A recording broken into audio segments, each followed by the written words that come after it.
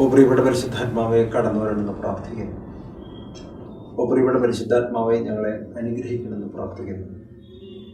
പെന്തക്കോസ്ത തിരുനാളിന് ഈ വർഷം ഞങ്ങൾ ഒരുങ്ങി പ്രാർത്ഥിക്കുന്ന സമയത്ത് തിരുവചനം വായിക്കുവാനും തിരുവചനം പഠിക്കുവാനും തിരുവചനം ധ്യാനിക്കുവാനും തിരുവചനമനുസരിച്ച് ജീവിക്കുവാനുള്ള കൃപ ഞങ്ങൾക്ക് നൽകണമെന്ന് പ്രാർത്ഥിക്കുന്നു. ഒരു നവീകരണ അനുഭവം നൽകണമെന്ന് യാചിക്കുന്നു. ഓരോ വർഷവും പെന്തക്കോസ്ത തിരുനാളിനെ ഒരുങ്ങുന്ന സമയത്ത് പുതിയ പുതിയ ആത്മീയ അനുഭവങ്ങൾ നൽകി ഞങ്ങളെ വഴി നടത്തണമെന്ന് പ്രാർത്ഥിക്കുന്നു. ഞങ്ങളുടെ വിശ്വാസ ജീവിതത്തെ മുന്നോട്ട് നയിക്കണമെന്ന് കർത്താവെ ഞങ്ങൾ പ്രാർത്ഥിക്കുന്നു. ആത്മീയ വരങ്ങളാൽ, ആത്മീയങ്ങളായ നന്മകളാൽ കർത്താവെ ഞങ്ങളെ വഴി നടത്തണമെന്ന് പ്രാർത്ഥിക്കുന്നു. ഈ പ്രാർത്ഥനകളെല്ലാം പരിശുദ്ധാത്മാവ് വഴി യേശു ക്രിസ്തുവിലൂടെ പിതാവായ ദൈവത്തിലേക്ക് ഞങ്ങൾ സമർപ്പിക്കുന്നു. ഞാനാണ് വഴി, ഞാനാണ് സത്യം, ഞാനാണ് ജീവൻ എന്ന് പറഞ്ഞ ക്രിസ്തുവിൻ്റെ പ്രബോധനമനുസരിച്ച് ഞങ്ങളെ വഴി നടത്തണമെന്ന് പ്രാർത്ഥിക്കുന്നു. ഞാനാണ് നല്ല ഇടയൻ, ഞാനാണ് വാതിൽ എന്ന ക്രിസ്തുവിൻ്റെ പ്രബോധനമനുസരിച്ച് യേശുവാകുന്ന വാതിലൂടെ പ്രവേശിക്കുവാനും യേശുവാകുന്ന ഇടയനെ പിൻപറ്റുവാനുള്ള കൃപ പരിശുദ്ധാത്മാവിലൂടെ ഞങ്ങൾക്ക് നൽകണമെന്ന് പ്രാർത്ഥിക്കുന്നു. ഈ പ്രാർത്ഥനകളെല്ലാം ദൈവമേ അങ്ങ് കേട്ടു, അതിന് ഉത്തരം നൽകി എന്ന് ഞങ്ങൾ വിശ്വസിക്കുന്നു. ആമേൻ. ഇന്ന് മാർക്കോസിൻ്റെ സുവിശേഷത്തിൽ 16 മുതൽ 20 വരെയുള്ള തിരുവാക്യങ്ങൾ നമുക്ക് ധ്യാനിക്കുകയും പ്രാർത്ഥിക്കുകയും വായിക്കുകയും പഠിക്കുകയും മനഃപ്പാഠമാക്കുകയും അതിനനുസരിച്ച് ജീവിക്കുവാൻ നമുക്ക് പരിശ്രമിക്കുകയും ചെയ്യാം. ദൈവത്തിൻ്റെ പരിശുദ്ധാത്മാവ് ഈ പ്രോഗ്രാം കാണുകയും കേൾക്കുകയും ചെയ്യുന്ന ആളുകളെ ഇതിനായി ആത്മീയമായും മാനസികമായും ശാരീരികമായും ഒരുക്കണമേ എന്ന് പ്രാർത്ഥിക്കുന്നു. 16-ാമത്തെ തിരുവാക്യം തുടങ്ങുന്നത് ഇങ്ങനെയാണ്: വിശ്വസിച്ച് സ്നാനം സ്വീകരിക്കുന്നവർ രക്ഷിക്കപ്പെടും, വിശ്വസിക്കാത്തവർ ശിക്ഷിക്കപ്പെടും.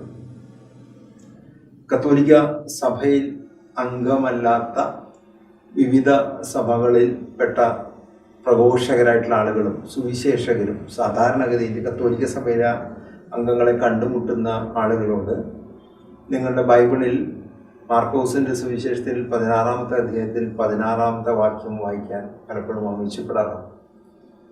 ഒരു ആത്മീയമായ തർക്കത്തിനും ആ തർക്കം വഴി ആശയക്കുഴപ്പം വിശ്വാസ കാര്യങ്ങൾ ഉണ്ടാക്കുകയാണ് ഇതിൻ്റെ പ്രധാനപ്പെട്ട ലക്ഷ്യം. പറയുന്നൊരു കാര്യം: വിശ്വസിച്ച് സ്നാനം സ്വീകരിക്കുന്നവർ രക്ഷിക്കപ്പെടും, വിശ്വസിക്കാത്തവർ ശിക്ഷിക്കപ്പെടും. അപ്പോൾ ഉടനെ ചോദിക്കും, നിങ്ങൾ വിശ്വാസ സ്നാനമാണോ സ്വീകരിച്ച്, അല്ലെങ്കിൽ വിശ്വസിച്ചിട്ടാണോ സ്നാനപ്പെട്ടതെന്ന് കത്തോലിക്കരോട് ചോദിക്കുന്നു. അതുകൊണ്ട് തന്നെ കത്തോലിക്ക സഭയിലുള്ള ആളുകളോട് ചോദിക്കും, നിങ്ങൾ വിശ്വസിച്ചാണോ സ്നാനം സ്വീകരിച്ചത്? കത്തോലിക്കരായിട്ടുള്ള ആളുകൾ ചിന്തിക്കുന്ന സമയത്ത് അല്ലെങ്കിൽ അവരുടെ അനുഭവത്തിൽ കാണുന്നത് 8-ാം ദിവസം ജ്ഞാനസ്നാനം സ്വീകരിക്കുന്നു, അല്ലെങ്കിൽ ജനിച്ച് 90 ദിവസത്തിനുള്ളിൽ ജ്ഞാനസ്നാനം സ്വീകരിക്കുന്നു. ഇപ്പം ജ്ഞാനസ്നാനം സ്വീകരിക്കുന്ന സമയത്ത് വിശ്വസിച്ചല്ല സ്നാനം സ്വീകരിച്ചത്. അതുകൊണ്ട് തന്നെ ഒരു ആശയക്കുഴപ്പത്തിലേക്ക് പോവുകയും ചെയ്തു. കത്തോലിക്ക സഭയിൽ നടക്കുന്നത് എന്താണ്? ഒരു കുഞ്ഞിനെ ശിശുസ്നാനം സ്വീകരിക്കുന്ന സമയത്ത് ആ ശിശുവിന് വേണ്ടി ഗോഡ് ഫാദർ, ഗോഡ് മദർ എന്ന് വിളിക്കുന്ന 2 പേർ സ്വന്തം മാതാപിതാക്കൾക്ക് പകരം ഇവർക്ക് വേണ്ടി വിശ്വാസം ഏറ്റുപറയുന്നു. ഈ കുഞ്ഞിന് വേണ്ടി വിശ്വാസം ഏറ്റുപറയുന്നു. മലയാള ഭാഷയിൽ തലതൊട്ടപ്പൻ, തലതൊട്ടമ്മ എന്ന് വിളിക്കുന്ന ആളുകൾ, അവർക്ക് ആത്മീയമായ ഒരു ചുമതലയുണ്ട്.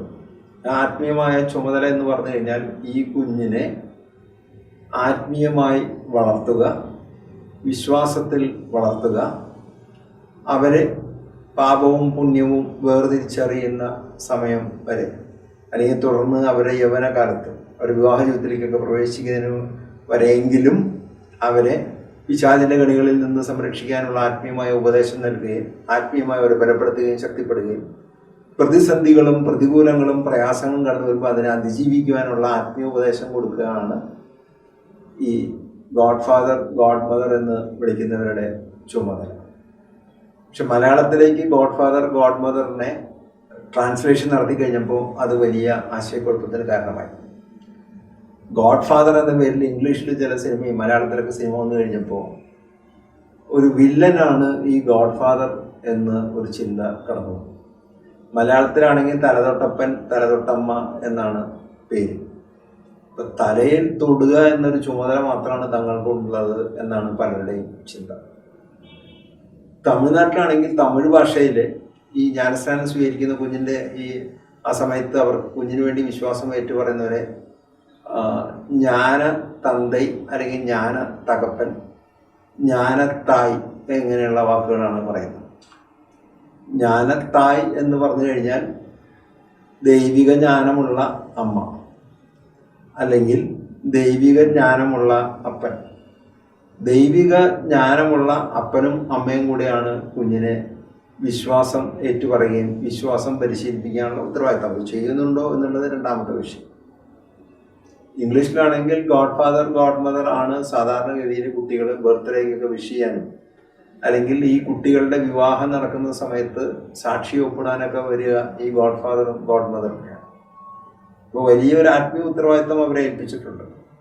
മലയാളത്തിലാണെങ്കിൽ ഭാഷാ വൈകല്യം മൂലം തലതൊട്ടപ്പൻ തലതൊട്ടമ്മ എന്ന് പറഞ്ഞു കഴിഞ്ഞാൽ വെറുതെ തലയിൽ തൊടുന്ന ഒരു ചുമതല മാത്രമേ ഉള്ളൂ, വേറൊരു ചുമതലയില്ല എന്ന തെറ്റിദ്ധാരണയാണ് ഉള്ളത്. മാത്രമല്ല മാമോദിസ എന്ന് പറഞ്ഞു കഴിഞ്ഞാൽ ഒരു ദൈവത്തിൻ്റെ പരിശുദ്ധാത്മാവിൻ്റെ ഒരു പകർച്ച ഈ കുഞ്ഞിനെ കൊടുക്കുകയും അത് സ്ഥിരീകരിക്കുകയും ചെയ്യുന്ന ദിവസമാണെന്നുള്ള ചിന്ത പോലും ഇല്ലാത്തതുകൊണ്ട് ചിലപ്പോൾ ചില ആളുകളെങ്കിലും മാമോദിസ എന്ന് പറഞ്ഞു കഴിഞ്ഞാൽ മദ്യസൽക്കാരത്തിൻ്റെ വേളയായി അതിനെ മാറ്റുകയും ചെയ്യും. എന്ത് പ്രോഗ്രാം നടന്നു കഴിഞ്ഞാലും മദ്യം വിളമ്പിയാലാണ് മലയാളിക്ക് ഒരു സമാധാനം പലപ്പോഴും കിട്ടുള്ളൂ. അത് വിശ്വാസിയാണെങ്കിലും അവിശ്വാസിയെപ്പോലെ ഈ കാര്യത്തിൽ പ്രവർത്തിക്കുകയും ചെയ്യും. പലരും സ്നേഹിതരെയും സുഹൃത്തുക്കളെയും സന്തോഷിപ്പിക്കാൻ വേണ്ടിയാണ് ഈ കാര്യങ്ങൾ ചെയ്യുന്നത്. എന്തായാലും വിശുദ്ധമായ ഒരു ദിവസം ഇത്തരം ആഭാസങ്ങളിൽ നിന്ന് മലയാളി മാറി നിൽക്കേണ്ട സമയമായിരിക്കും. ഇനിയെങ്കിലും ഇത് മനസ്സിലാക്കിയില്ലെങ്കിൽ വലിയ ദുരന്തത്തിലേക്കായിരിക്കും സമൂഹവും സമുദായവും ചെന്ന് പെടുകയും ചെയ്യും. നമ്മൾ ചിന്തിച്ചിരുന്ന ഒരു വിഷയം, അതുകൊണ്ട് തന്നെ വിശ്വസിച്ച് സ്നാനം സ്വീകരിക്കുന്നു എന്ന് പറയുമ്പോൾ സ്വാഭാവികമായിട്ടും വിശ്വസിച്ചല്ല സ്നാനം സ്വീകരിച്ചത്. പിന്നെ എങ്ങനെയാണ് ഇതിനെ സഭ നൽകുന്ന പ്രബോധനം? എല്ലാ ഈസ്റ്ററിനും മുൻപുള്ള ശനിയാഴ്ച, ആ ശനിയാഴ്ചയ്ക്കും ഒരു പ്രശ്നമുണ്ട്. നമ്മൾ ഹോളി വീക്ക് എന്നൊക്കെ പറഞ്ഞെങ്കിലും ദുഃഖവെള്ളി ദുഃഖശനി എന്നാണ് പിന്നത്തെ രണ്ട് വാക്കുകളെ മലയാളത്തിൽ പറയുന്നത്. എന്താ തമിഴ് ഭാഷയിൽ നോക്കുന്ന സമയത്ത് പുനിത വെള്ളി പുനിത ശനി എന്നാണ് പറയുന്നത്. എന്ന് പറഞ്ഞാൽ വിശുദ്ധമായ വെള്ളി വിശുദ്ധമായ ശനി. ഇംഗ്ലീഷ് ഭാഷയിലാണെങ്കിൽ ഗുഡ് ഫ്രൈഡേ, അതോടൊപ്പം തന്നെ ഹോളി ഫെയ്ത്ത് സാറ്റർഡേ, വിശുദ്ധമായ വിശ്വാസത്തിൻ്റെ ശനി എന്നാണ് പറയുന്നത്. അപ്പോൾ ഭാഷാപരമായ ന്യൂനതകൾ നിലനിൽക്കുന്നു. എന്തായാലും ഈ ദുഃഖവെള്ളിയാഴ്ച കഴിഞ്ഞ് വരുന്ന ശനിയാഴ്ചയാണ് ദേവാലയങ്ങളിൽ മാമോദീസ വ്രതവാഗ്ദാന നവീകരണ ശുശ്രൂഷകൾ നടക്കാറുണ്ട്. ജ്ഞാനസ്നാനം സ്വീകരിക്കുന്ന സമയത്ത് നമുക്ക് വേണ്ടി ഗോഡ് ഫാദറും ഗോഡ് മദറുമാണ് നമ്മുടെ വിശ്വാസം ഏറ്റു പറഞ്ഞെങ്കിൽ ഈ ശനിയാഴ്ച, ഈസ്റ്ററിന് മുൻപുള്ള ശനിയാഴ്ച, നമ്മൾ പൂർണ്ണ ബോധ്യത്തോടെ പൂർണ്ണ അറിവോടെ സഭയുടെ പഠനങ്ങളനുസരിച്ച് സഭയുടെ പ്രബോധനങ്ങളനുസരിച്ച് ശുശ്രൂഷകളിൽ പങ്കാളിയാവുകയും നമ്മൾ നമ്മുടെ വിശ്വാസത്തെ ഏറ്റുപറഞ്ഞ് പുതുക്കുകയും ചെയ്യും. വിശ്വാസത്തിൻ്റെ അല്ലെങ്കിൽ ജ്ഞാനസ്നാന വ്രതവാഗ്ദാന നവീകരണ ശുശ്രൂഷയാണ്. സഭയിൽ എല്ലാ വർഷവും നടക്കുന്ന ശുശ്രൂഷയാണ്. ഈ ശുശ്രൂഷ വഴിയാണ് നമ്മൾ വിശ്വാസ സ്നാനത്തിൻ്റെ പങ്കാളികളായി എല്ലാ വർഷവും ഈ ജ്ഞാനസ്നാന വ്രതവാഗ്ദാന നവീകരണ ശുശ്രൂഷയിൽ പങ്കാളികളാവും. വിശ്വാസ സ്നാനം സ്വീകരിച്ചു എന്ന് പറയുന്ന സഭാവിഭാഗങ്ങളിൽപ്പെട്ട ആളുകൾക്ക് പിന്നീട് ഇങ്ങനെ ഒരു ശുശ്രൂഷ ഉള്ളതായി എനിക്ക് മനസ്സിലാക്കാൻ സാധിച്ചിട്ടില്ല. ഇപ്പോൾ വിശ്വസിച്ച് സ്നാനം സ്വീകരിച്ചു എന്ന് ചോദിച്ചു കഴിഞ്ഞാൽ അതിനെക്കുറിച്ച് ആരും ഭയപ്പെടേണ്ട കാര്യമില്ല. ജ്ഞാനസ്നാനം സ്വീകരിക്കുന്ന സമയത്ത് നമുക്ക് വേണ്ടി ഗോഡ് ഫാദറും ഗോഡ് മദറും നമ്മുടെ വിശ്വാസം ഏറ്റു പറഞ്ഞു. തുടർന്ന് എല്ലാ ദുഃഖ വെള്ളി കഴിഞ്ഞ് വരുന്ന വിശ്വാസ ശനി എന്ന് വിളിക്കപ്പെടുന്ന ശനിയാഴ്ച നമ്മൾ ദേവാലയ ശുശ്രൂഷകളിൽ പങ്കെടുക്കുകയും നമ്മുടെ മാമോദിസ വ്രത വാഗ്ദാന നവീകരണ ശുശ്രൂഷയിൽ പങ്കെടുത്തുകൊണ്ട് മാമോദിസയെ നമ്മൾ നവീകരിക്കുകയും കൊടുക്കുകയും ചെയ്തു. ഇത് നമ്മുടെ മനസ്സിൽ ആഴത്തിലുണ്ടാവുകയും ഈ ഈസ്റ്ററിന് മുൻപുള്ള ശനിയാഴ്ച നടക്കുന്ന ശുശ്രൂഷയെക്കുറിച്ച് അജ്ഞത ആർക്കെങ്കിലും ഉണ്ടെങ്കിൽ അവരെ കാര്യങ്ങൾ പറഞ്ഞ് മനസ്സിലാക്കുകയും മാമോദിസ വ്രത വാഗ്ദാന നവീകരണ ശുശ്രൂഷയിൽ പങ്കാളിയാവാൻ അവരെയും നിർബന്ധിക്കുകയും സമ്മർദ്ദം ചെലുത്തുകയും ചെയ്ത വഴി പ്രേക്ഷിത പ്രവർത്തനത്തിൻ്റെ ഭാഗമാവാൻ നിങ്ങൾക്ക് എല്ലാവർക്കും ദൈവം അവസരം തന്നിരിക്കുകയാണ്. തുടർന്ന് നമ്മൾ ഇങ്ങനെ വായിക്കുന്നു, വിശ്വസിക്കുന്നവരുടെ കൂടെ ഈ അടയാളങ്ങൾ ഉണ്ടായിരിക്കും. അങ്ങനെ വിശ്വസിച്ച് സ്നാനം സ്വീകരിക്കുന്നു, വിശ്വാസിയായിട്ട് ജീവിക്കുന്നു. ക്രിസ്ത്യാനിയെ പലപ്പോഴും വിളിക്കുന്നത് വിശ്വാസി എന്നാണ്. ആ വിശ്വസിച്ച് ജീവിക്കുന്ന സമയത്ത് ഞാൻ എൻ്റെ വിശ്വാസത്തിൽ നിലനിൽക്കുന്നുണ്ടോ എന്നറിയാനുള്ള ടെസ്റ്റ് ഡോസ് എന്ന് വേണമെങ്കിൽ വിളിക്കാം. അല്ലെങ്കിൽ ഞാൻ ഒരു ആത്മീയ ശുശ്രൂഷ ഫലവത്താകുന്നുണ്ടോ എന്ന് പരിശോധിക്കുവാൻ ഈ തിരുവചനങ്ങളിലൂടെ ഒന്ന് കടന്നു പോയാൽ മതി. വിശ്വസിക്കുന്നവരുടെ കൂടെ ഈ അടയാളം ഉണ്ടായിരിക്കും, അവർ എൻ്റെ നാമത്തിൽ പിശാചുക്കളെ ബഹിഷ്കരിക്കും. ഒന്നാമത് പറയാണ്, യേശുവിൻ്റെ നാമത്തിൽ പിശാചുക്കളെ ബഹിഷ്കരിക്കും. ആ കാലഘട്ടങ്ങളിൽ യേശു മരിച്ചു. അപ്പസ്തോല കാലഘട്ടങ്ങളിൽ പിശാച് ബാധ വലിയൊരു വിഷയമായിരുന്നു. യേശുവിൻ്റെ അടുത്ത് തന്നെ നമുക്കറിയാം, കാനാൻകാരി സ്ത്രീ തൻ്റെ മകൾക്ക് പിശാച് ബാധയായിട്ട് വരുന്നു. പിശാചിനെ പുറത്താക്കാൻ വേണ്ടി യേശുവിൻ്റെ അടുത്തേക്ക് വരുന്നു. വേറെ ഒരു യഹൂദ വിശ്വാസി തൻ്റെ മകനെ കൂട്ടിക്കൊണ്ടുവന്ന് യേശുവിൻ്റെ അടുത്ത് വരുന്നു, പിശാചിനെ പുറത്താക്കാൻ പറയുന്നു. ലഗിയോൻ ബാധിച്ച വ്യക്തിയിൽ നിന്ന് പിശാചിനെ പുറത്താക്കുന്നു. ക്രിസ്തു പിന്നീട് പറയുന്നുണ്ട്, നിരവധി പിശാച് ബാധിതരെ യേശു സ്വതന്ത്രമാക്കി. 18 വർഷമായിട്ട് പിശാചിനാൽ ബന്ധിക്കപ്പെട്ട് കൂനിയായി പോയ സ്ത്രീയെ യേശു വിടുവിക്കുന്നു. അങ്ങനെ യേശു സുവിശേഷത്തിൽ വിവിധ ഇടങ്ങളിൽ പിശാചുക്കളെ ബഹിഷ്കരണ ശുശ്രൂഷ ചെയ്തതായിട്ട് നമ്മൾ കാണുന്നു. യഹൂദന്മാരായിട്ടുള്ള ആളുകളും പലരും പിശാചുക്കളെ ബഹിഷ്കരിച്ചിരുന്നു. ആ ബഹിഷ്കരണ ശുശ്രൂഷയിൽ പലപ്പോഴും പിശാച് പോയിരുന്നില്ല, അല്ലെങ്കിൽ പലപ്പോഴും പിശാച് ദുരന്തങ്ങളും സൃഷ്ടിക്കുകയും ചെയ്തു. അപ്പോൾ ഇവിടെ പറയുന്നു, ക്രിസ്തു തൻ്റെ ശിഷ്യന്മാരെ തിരഞ്ഞെടുക്കുന്ന സമയത്ത് പറയുന്നുണ്ട്, തന്നോട് കൂടെ ആയിരിക്കുവാൻ, സുവിശേഷം അറിയിക്കുവാൻ, രോഗികളെ സുഖപ്പെടുത്താൻ, പിശാചുക്കളെ ബഹിഷ്കരിക്കാൻ വേണ്ടിയാണ് യേശു തൻ്റെ ശിഷ്യന്മാരെ തിരഞ്ഞെടുത്തയച്ചത്. അപ്പം അതുകൊണ്ട് ക്രിസ്തുവിൻ്റെ ശിഷ്യന്മാർക്ക് നൽകുന്ന ചുമതലകളിൽ ഒന്നാണ് പിശാചുക്കളെ ബഹിഷ്കരിക്കുക എന്ന് പറഞ്ഞാൽ എല്ലാവരും പിശാചിനെ ബഹിഷ്കരിക്കാൻ പോകണമെന്നല്ല. ഈ കാലഘട്ടത്തിൽ നമ്മൾ മനസ്സിലാക്കേണ്ടത്, പിശാചുക്കളെ ബഹിഷ്കരിക്കുവാൻ വിവിധ തരത്തിലാണ് ബഹിഷ്കരണ ശുശ്രൂഷകൾ നടക്കുന്നത്. ഹീലിംഗ്, ഡെലിവറൻസ്, എക്സോർസിസം എന്ന 3 തരത്തിലാണ് നടക്കുന്നത്. സാധാരണഗതിയിലുള്ള ഒരു ഹീലിംഗ് മിനിസ്ട്രി സുവിശേഷ പ്രഘോഷകരെല്ലാവരും ചെയ്യുന്നു. ഡെലിവറൻസ് മിനിസ്ട്രിയിലേക്ക് വരുന്ന സമയത്ത് ചില വൈദികരും ചില ആത്മായ സ്നേഹിതരും ആ ശുശ്രൂഷ ചെയ്യുന്നു. പൊസഷൻ അവസ്ഥയിൽ എത്തിയ, പിശാചിനാൽ പൂർണ്ണമായും പിശാചിനടിമത്തത്തിൽ കഴിയുന്ന ആളുകളെ വിടുവിക്കാനുള്ള ശുശ്രൂഷയാണ് ഈ എക്സോർസിസം എന്ന് പറയുന്നത്. ഈ എക്സോർസിസം ശുശ്രൂഷ ചെയ്യുവാനുള്ള സഭയിൽ അനുവാദമുള്ളത് ബിഷപ്പിനാണ്.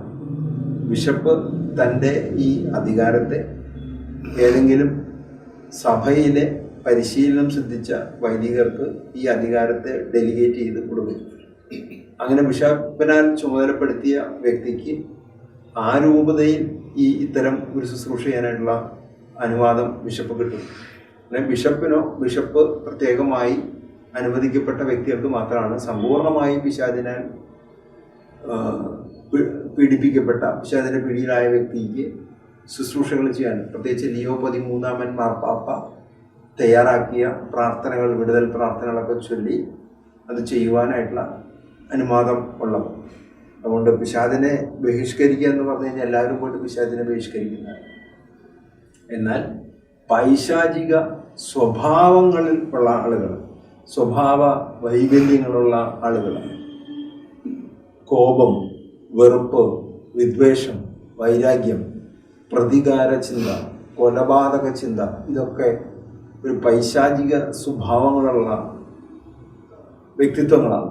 ഇത്തരം വ്യക്തികളെ ഉപദേശം വഴി, സുവിശേഷം വഴി, എളിമയുടെ സന്ദേശം വഴി അവരെ വിടുവിക്കാനുള്ള ചുമതല എല്ലാ വിശ്വാസികൾക്കും ഉണ്ട്. രണ്ടാമത് നമ്മൾ കാണുന്നു, അവർ സർപ്പങ്ങളെ കൈകളിലെടുക്കും. സർപ്പത്തെ കയ്യിലെടുക്കുക എന്ന് പറയുമ്പോൾ മലയാളികളെ സംബന്ധിച്ച് ഒന്ന് പണ്ട് ഉണ്ടായിരുന്ന പാമ്പിൻ കൂട്ടത്തിൽ കഴിഞ്ഞ പാമ്പ് വേലായുധനെയാണ് പലരും ഓർക്കുക.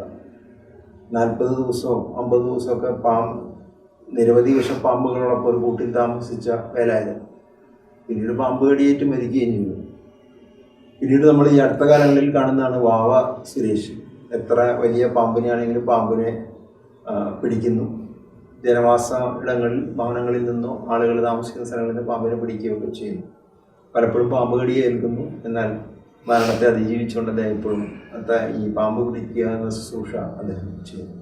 പക്ഷെ ഇവിടെ സർപ്പങ്ങളെ കയ്യിലെടുക്കുക എന്ന് പറഞ്ഞു കഴിഞ്ഞാൽ ഏതെങ്കിലും മാളത്തിലിരിക്കുന്ന പാമ്പിനെ പോയി പിടിക്കുക എന്നല്ല നമ്മൾ മനസ്സിലാക്കേണ്ടത്.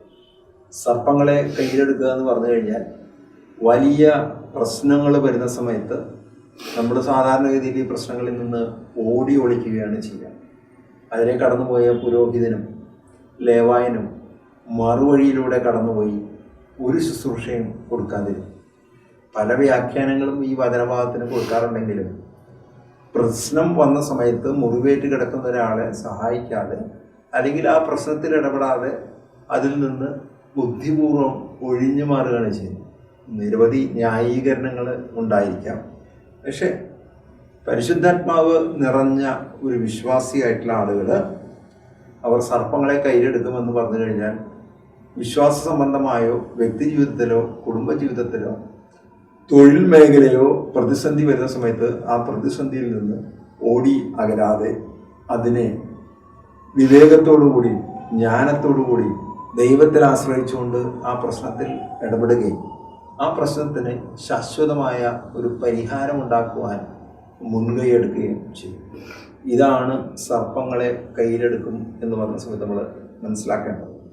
തുടർന്ന് നമ്മൾ കാണുന്നു, മാരകമായത് എന്ത് കുടിച്ചാലും അത് അവരെ ഉപദ്രവിക്കുകയില്ല. മാരകമായത് എന്ത് കുടിച്ചാലും അത് അവരെ ഉപദ്രവിക്കുകയില്ല. മാരകമായത് എന്ത് കുടിച്ചാലും ഉപദ്രവിക്കില്ല എന്ന് പറഞ്ഞു കഴിഞ്ഞാൽ ആ പേരും പറഞ്ഞ് യേശുവിൻ്റെ നാമത്തിൽ വിഷമെടുത്ത് കുടിച്ചു കഴിഞ്ഞാൽ സ്വാഭാവികമായിട്ടും വിഷം കുടിച്ച് വിഷബാധയേറ്റ് മരിക്കുക തന്നെ ചെയ്യും. അതിലൊരു സംശയമില്ല. പക്ഷെ ചില സമയങ്ങളിൽ ദൈവം അത്ഭുതകരമായി പ്രവർത്തിക്കുകയും ചെയ്യും. എൻ്റെ ഒരു അനുഭവത്തിലുണ്ടായ ഒരു കൊച്ചു സംഭവം പറയാം. തൃശ്ശൂർ ജില്ലയിൽ കുണ്ടുവാറ എന്ന് പറയുന്ന ചേറൂരടുത്തുള്ള സ്ഥലം, അവിടെയുള്ള ഒരു റപ്പായി എന്ന് പറയുന്ന സഹോദരൻ, ഞാൻ വേളാങ്കണ്ണിയിൽ നടത്തിയ ധ്യാന ശുശ്രൂഷയിൽ പങ്കെടുത്തിരുന്നു. അന്ന് ഇതേ തിരുവചന ഭാഗങ്ങൾ ഉദ്ധരിച്ചുകൊണ്ടായിരുന്നു സമാപന സന്ദേശം നടത്തിയത്.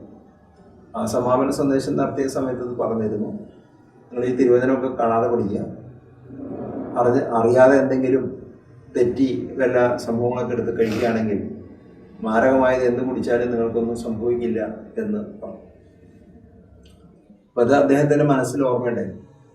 ഇദ്ദേഹം ജോലി ചെയ്യുന്ന സമയത്ത് കുറച്ച് നാൾ മുമ്പാണ് മെർക്കുറി ലാമ്പ് എന്ന് പറയുന്ന, മെർക്കുറി ഉള്ളിൽ തേച്ച് പിടിച്ചുള്ള പ്രത്യേകതരത്തിലൊരു ബൾബ് എടുത്ത് മാറ്റുന്ന സമയത്ത് ആ ബൾബോട് ഗോവണിമൻ നിന്നുകൊണ്ട് ചെയ്യുന്ന സമയത്ത് ബൾബ് ഊരി ഇറങ്ങി വരുന്ന സമയത്ത് ബൾബോട് കൂടി ഇദ്ദേഹം നിലംപതിച്ചു.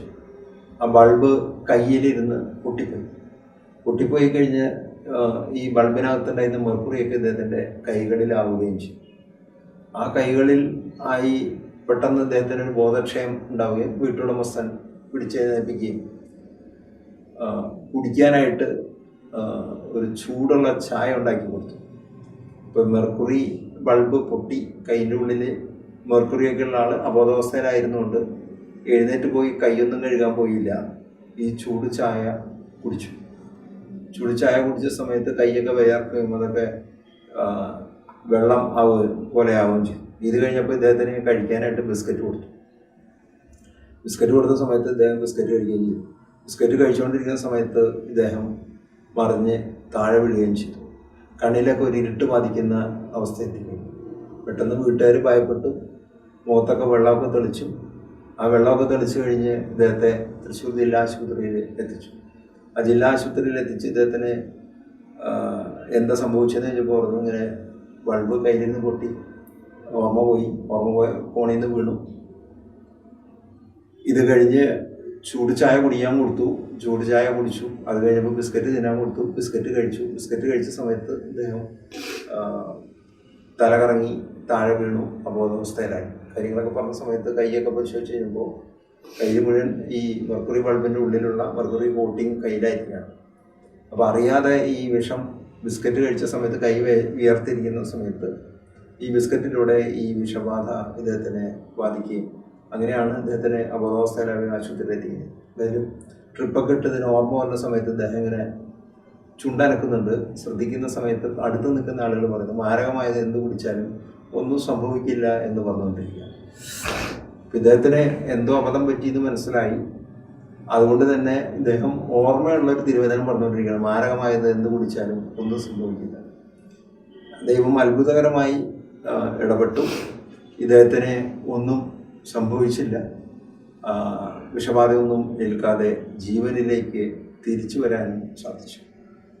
ഞാനിത് പറഞ്ഞത് യാദൃശ്ചികമായോ അബദ്ധത്താലോ എന്തെങ്കിലും വിഷമയമായ വസ്തുക്കൾ കഴിച്ചിട്ടുണ്ടെങ്കിൽ അതിൽ നിന്ന് ദൈവം അത്ഭുതകരമായ വിടുതൽ നൽകും. ആത്മീയമായ കരുത്താർജിച്ച വ്യക്തികൾ പ്രാർത്ഥിക്കുന്ന സമയത്ത് ഇത് സംഭവിക്കുകയും ചെയ്യും. മറ്റൊരു സംഭവം കൂടെ ഓർമ്മയിൽ വരികയാണ്. ഒരു കുട്ടി മുതിർന്നവർക്ക് കഴിക്കേണ്ട പ്രഷർ വരുന്ന സമയത്ത് കഴിക്കേണ്ട ടാബ്ലറ്റ് എടുത്ത് ഒരു ചെറിയ കുട്ടി മരുന്ന് ഈ ടാബ്ലറ്റ് എടുത്ത് കഴിച്ചു. അബദ്ധത്തിൽ കഴിച്ചതാണ്. കുട്ടിക്ക് ഇതിനെക്കുറിച്ചിട്ട് അറിയില്ലായിരുന്നു. ആ കുഞ്ഞിന് പ്രയാസങ്ങളൊക്കെ ഉണ്ടായി. എന്തായാലും ആശുപത്രിയിലൊക്കെ കൊണ്ടുപോകുന്ന സമയത്ത് തന്നെ ശിരസിൽ കൈവച്ച് പ്രാർത്ഥിക്കുകയും ഈ കുഞ്ഞിന് പരിപൂർണമായ ശാരീരികമായ ആരോഗ്യം ഉണ്ടാവാൻ വേണ്ടി പ്രാർത്ഥിക്കുകയും ചെയ്തു. ഈ കുഞ്ഞും അത്ഭുതകരമായി രക്ഷ പ്രാപിച്ചു. ഈ രണ്ട് സംഭവങ്ങളിലും കാണുന്നത്, ഒന്ന് അബദ്ധത്തിൽ ഏതെങ്കിലും വിഷാംശം ശരീരത്തിൽ കടന്നുപോയോ, കഴിക്കാൻ പാടില്ലാത്ത മരുന്നുകൾ കഴിക്കുകയോ എന്തെങ്കിലുമൊക്കെ സംഭവിച്ചിട്ടുണ്ടെങ്കിൽ ആ പ്രയാസങ്ങളിൽ നിന്ന് ദൈവം അത്ഭുതകരമായി വിടുവിക്കുന്നു. അല്ലെങ്കിൽ സുവിശേഷ പ്രഘോഷകർ ഇങ്ങനെയുള്ള ഏതെങ്കിലും പ്രയാസത്തിൽപ്പെട്ട ആളുകൾക്ക് വേണ്ടി പ്രാർത്ഥിക്കുന്ന സമയത്ത് അവർ നേരിട്ടുകൊണ്ടിരിക്കുന്ന ശാരീരികമായ ബുദ്ധിമുട്ടുകളിൽ നിന്ന് ദൈവം അത്ഭുതകരമായി അവരെ വിടുവിക്കുന്നു. തുടർന്ന് നമ്മൾ വീണ്ടും വായിക്കുകയാണ്. അവർ രോഗികളുടെ മേൽ കൈകൾ വയ്ക്കും, അവർ സുഖം പ്രാപിക്കുകയും ചെയ്യും. രോഗികളുടെ മേൽ കരങ്ങളെ വയ്ക്കുന്നു, അവർ സുഖം പ്രാപിക്കുകയും ചെയ്യും. രോഗികളുടെ മേൽ കരങ്ങളെ വയ്ക്കുന്നു എന്ന് പറഞ്ഞു കഴിഞ്ഞാൽ കൈവച്ച് രോഗശാന്തിക്ക് വേണ്ടി പ്രാർത്ഥിക്കുന്നു. സാധാരണ ഇതിൽ നമ്മൾ സുവിശേഷത്തിൽ കാണുന്നുണ്ട്, ഒരു രോഗിക്ക് വേണ്ടി പ്രാർത്ഥിക്കുന്ന സമയത്ത് കരങ്ങളെ വെച്ചുകൊണ്ട് പ്രാർത്ഥിക്കുന്നു. ഏതു തരം രോഗം അനുഭവിക്കുന്ന വ്യക്തിയാണെങ്കിലും യേശുവിൻ്റെ നാമത്തിൽ തിരുവചനങ്ങൾ ഉരുവിട്ടുമുണ്ട്. പ്രത്യേകിച്ച് നമ്മൾ കാണുന്നുണ്ട്, പുറപ്പാടിൻ്റെ പുസ്തകത്തിൽ 15-ാമത്തെ അധ്യായത്തിൽ 26-ാമത്തെ തിരുവാക്യം പറയുന്നു, ഞാൻ നിന്നെ സുഖപ്പെടുത്തുന്ന കർത്താവാണ്. ജ്ഞാനത്തിൻ്റെ പുസ്തകത്തിൽ 16-ാമത്തെ അധ്യായത്തിൽ 12-ാമത്തെ തിരുവാക്യം നമ്മൾ വായിക്കുന്നു, മരുന്നോ ലേപനമോ ഔഷധമല്ല, അവിടുത്തെ വചനമാണ് സൗഖ്യം നൽകുന്നത്. സങ്കീർത്തനം 107:20 പറയുന്നു, അവിടുന്ന് അവിടുത്തെ വചനമയച്ച് നമ്മളെ വിടുവിക്കുന്നു, രോഗസൗഖ്യം നൽകുകയും ചെയ്യും. യാക്കോബ് ശ്ലീഹ എഴുതിയ ലേഖനത്തിൽ 5-ാമത്തെ അധ്യായത്തിൽ 15-ാമത്തെ തിരുവാക്യം നമ്മളിങ്ങനെ വായിക്കുന്നു, വിശ്വാസത്തോടെയുള്ള പ്രാർത്ഥന രോഗിയെ സുഖപ്പെടുത്തും. നിങ്ങളുടെ ഇടയിൽ രോഗികളുണ്ടെങ്കിൽ സഭയിലെ ശ്രേഷ്ഠന്മാരെ വിളിക്കട്ടെ, അവർ നിങ്ങൾക്ക് വേണ്ടി തൈലം പൂശി പ്രാർത്ഥിക്കട്ടെ. വിശ്വാസത്തോടെയുള്ള പ്രാർത്ഥന രോഗിക്ക് സൗഖ്യം നൽകും. അപ്പോൾ ഈ തിരുവചനങ്ങളിൽ വിശ്വസിച്ചുകൊണ്ട്, ദൈവം നൽകുന്ന വാഗ്ദാനങ്ങളിൽ വിശ്വസിച്ചുകൊണ്ട് രോഗിയുടെ ശിരസിൽ കരങ്ങളെ വെച്ച് പ്രാർത്ഥിക്കുന്ന സമയത്ത് അത്ഭുതകരമായ രോഗസൗഖ്യങ്ങൾ കേൾക്കും. ഇന്ന് ലോകത്തിൽ എവിടെയെല്ലാം സുവിശേഷം പ്രഘോഷിക്കപ്പെടുന്നു, ധ്യാന കേന്ദ്രങ്ങളിലോ സുവിശേഷ കൺവെൻഷനുകളിലോ എല്ലാം നമ്മൾ ടെലിവിഷൻ ചാനലുകളും യൂട്യൂബുകളിലൊക്കെ വീഡിയോസൊക്കെ കാണുന്ന സമയത്ത് നമുക്ക് ഒരിക്കലും വിശ്വസിക്കാൻ പറ്റാത്ത തരത്തിലുള്ള അത്ഭുതകരമായ രോഗശാന്തിയെക്കുറിച്ചുള്ള നിരവധി കാര്യങ്ങൾ കേൾക്കാൻ സാധിക്കും. രോഗികളുടെ മേൽ കൈകൾ വെച്ച് പ്രാർത്ഥിക്കുന്ന സമയത്ത് അത്ഭുതങ്ങളും അടയാളങ്ങളും സംഭവിക്കുന്നു. യേശു തൻ്റെ ശിഷ്യന്മാർക്ക് നൽകിയ, സ്വർഗാരോഹണത്തിന് മുൻപ് നൽകിയ ഉപദേശം: വിശ്വസിച്ച് സ്നാനം സ്വീകരിക്കുന്നവർ രക്ഷിക്കപ്പെടും, വിശ്വസിക്കുന്നവരുടെ കൂടെ ഈ അടയാളങ്ങൾ ഉണ്ടായിരിക്കും, അവർ എൻ്റെ നാമത്തിൽ പിശാചുക്കളെ ബഹിഷ്കരിക്കും, അവർ പുതിയ ഭാഷകൾ സംസാരിക്കും, സർപ്പങ്ങളെ കയ്യിലെടുക്കും, മാരകമായി എന്ത് കുടിച്ചാലും അവരെ ഉപദ്രവിക്കില്ല, അവർ രോഗികളുടെ മേൽ കൈകൾ വയ്ക്കും, അവർ സുഖം പ്രാപിക്കുകയും ചെയ്യും. ഈ അടയാളങ്ങൾ വിശ്വസിക്കുന്നവരുടെ കൂടെ ഉണ്ടാകുമെന്ന് ദൈവം വാഗ്ദാനം ചെയ്യുന്നു. ഈ വാഗ്ദാനം പൂർണ്ണമായിട്ട് നമുക്ക് വിശ്വസിക്കാവുന്ന വാഗ്ദാനമാണ്. അതുകൊണ്ട് തന്നെ ഈ പെന്തക്കോസ്ത് തിരുനാളിനെ ഒരുങ്ങുന്ന സമയത്ത് ദൈവം വിശ്വാസികൾക്ക് നൽകുന്ന ഈ വാഗ്ദാനം പ്രാപിക്കുവാനും അത് പ്രാവർത്തികമാക്കുവാനുള്ള കൃപ ഈ പ്രോഗ്രാം കാണുകയും കേൾക്കുകയും ചെയ്യുന്ന മുഴുവൻ ആളുകൾക്കും ലഭിക്കട്ടെ എന്ന് യേശുവിൻ്റെ നാമത്തിൽ പ്രാർത്ഥിക്കുന്നു. ദൈവം എല്ലാവരെയും ധാരാളമായി അനുഗ്രഹിക്കട്ടെ. ആമേൻ.